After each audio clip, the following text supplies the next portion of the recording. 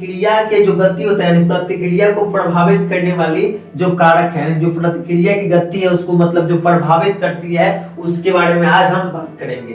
Factors effective rate of chemical reaction, यानी factor effective rate of chemical reaction के बारे में आज चर्चा करेंगे। यानी प्रतिक्रिया को जो प्रभावित करने वाली कारक है वो कौन कौन से है। तो यहाँ पे जो प्रतिक्रिया को प्रभावित करने वाली कारक है यहाँ पे 6 लिखे हैं। पहला जो है क्या है, पहला है जो मेरा क्या है कॉन्सेंट्रेशन, पहला जो है मेरा क्या है कॉन्सेंट्रेशन यानी सांद्रण, और दूसरा जो है मेरा क्या है टेम्परेचर यानी ताप। यानी पहला क्या है मेरा कॉन्सेंट्रेशन यानी सांद्रण, यानी प्रतिक्रिया की गति को कौन क्या कर सकता है, ये गति को प्रभावित कर सकता है, कौन है वो सांद्रण यानी कॉन्सेंट्रेशन। उसके बाद है क्या टेम्परेचर यानी ताप, ये भी है जो प्रतिक्रिया की गति को क्या कर दे रहा है, प्रभावित कर दे रहा है। फिर यहाँ पे है तीसरा जो है कैटलिस्ट यानी उत्प्रेरक, ये भी जो है प्रतिक्रिया की गति को प्रभावित करती है।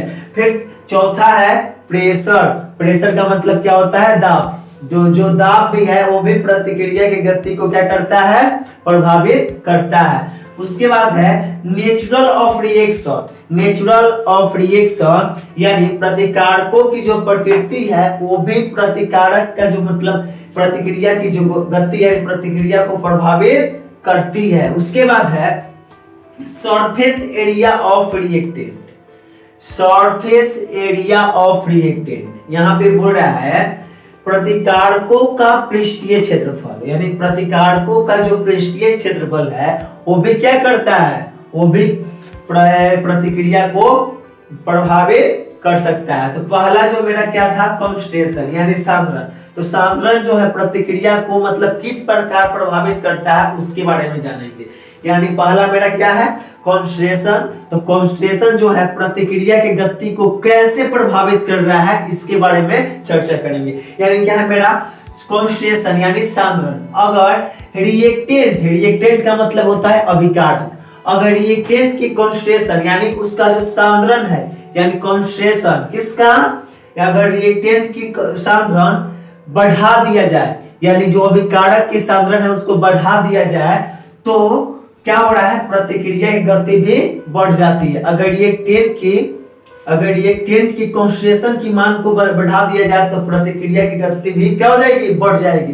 फिर यहाँ पे अगर क्या बोल रहे हैं यहाँ पे, अगर रिएक्टेंट की कॉन्सेंट्रेशन का मान बढ़ा दिया जाए तो प्रतिक्रिया की गति बढ़ जाती है, क्योंकि कॉन्सेंट्रेशन के बढ़ने से यानी सांद्रण के बढ़ने से रिएक्टेंट यानी जो रिएक्टेंट जो रासायनिक अभिक्रिया में भाग लेती है उसके अणु के बीच टकराने की संभावना बढ़ जाती है। जैसे यहाँ A प्लस B यानी A और B क्या किया है प्रतिक्रिया की, यही है क्या रिएक्टेंट यानी अभिकारक है, इसके बीच टकराने की संभावना क्या हो जाती है, बढ़ जाती है। यहाँ पे क्या बोल रहा है अगर रिएक्टेंट की सांद्रण अगर अभिकारकों की सांद्रण बढ़ा दिया जाए तो क्या होगा, अगर रिएक्टेंट की जो सांद्रण है उसको बढ़ा दिया जाए तो प्रतिक्रिया की गति भी बढ़ जाती है, क्योंकि कॉन्सेंट्रेशन के बढ़ने से जो रिएक्टेंट होता है जो अभिकारक होता है उसके बीच टकराने की संभावना बढ़ जाती है। या इसको हम ये भी बोल सकते हैं इकाई आयतन क्षेत्र में रिएक्टेंट के अणु बढ़ जाती है, यानी इकाई समय को यहाँ पे इकाई आयतन क्षेत्र में रिएक्टेंट यानी जो अभिकारक के अणु है वो क्या होता है, बढ़ जाता है, बढ़ जाता है। उसके बाद है कॉन्सेंट्रेशन यानी सांद्रण बढ़ने पर प्रतिक्रिया की गति बढ़ जाती है, और तथा मतलब अगर सांद्रण को घटा दिया जाए तो प्रतिक्रिया की गति घट जाती है। यानी पहला मेरा क्या था कॉन्सेंट्रेशन, कॉन्सेंट्रेशन क्या बोल रहा है अगर रिएक्टेंट यानी जो अभिकारक है अभिकारक में सांद्रण की मान बढ़ा दिया जाए तो प्रतिक्रिया की गति बढ़ जाती है। क्यों, क्योंकि जो रिएक्टेंट है जो अभिकारक है यानी जो अभिकारक है उसके बीच मतलब टकराने, अगर कॉन्सेंट्रेशन यानी सांद्रण बढ़ रहा है तो उसके बीच जो मतलब अभिकारक है उसके बीच टकराने की संभावना बढ़ जाती है। या हम क्या बोल सकते हैं इकाई आयतन क्षेत्र में अभिकारकों की अणु बढ़ जाती है।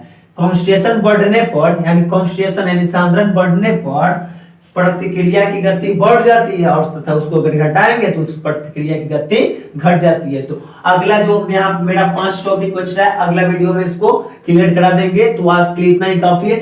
अगर इसमें कोई प्रॉब्लम है तो आप लोग प्लीज कमेंट जरूर करिएगा। अगर क्लियर हो गया होगा तो प्लीज चैनल को सब्सक्राइब एंड शेयर जरूर करिएगा कि ताकि मैं और ही मतलब इससे में और ही मतलब आसान तरीकों से इसको बताने का कोशिश करूंगा। इसलिए आप लोगों से इसको रिक्वेस्ट है कि जितना भी 12th वाले छात्र है उस सब के पास इस वीडियो को शेयर कर दीजिए, क्योंकि उस सब अगर आप लोगों को फायदा हो रहा है। हम सोच रहे हैं मतलब इसको इतना आसान भाषा में मतलब आसान जो मतलब आम भाषा है, जैसे हमारी मतलब क्षेत्र में जो भाषाएं बोली जाती है उसको उस क्षेत्र की भाषा में इसको ट्रांसलेट करके बताया जाए, वैसे ही बताया जाएगा।